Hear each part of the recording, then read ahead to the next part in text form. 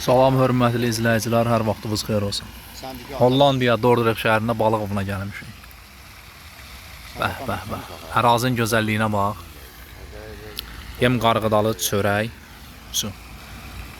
Bugün balıqları yemləməyə gəlmişik.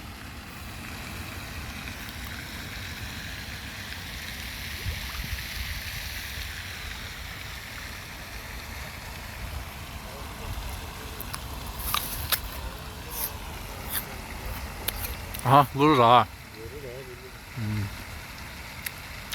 Öyle balık verir. Harda böyle balıkçıdan görmedim.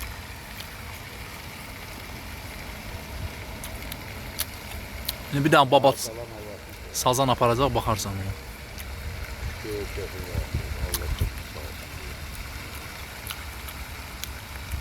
Yok. Gelmişim balığa.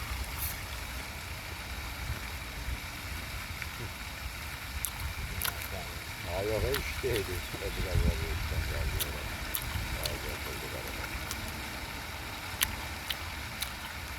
Çağırmışlar yani.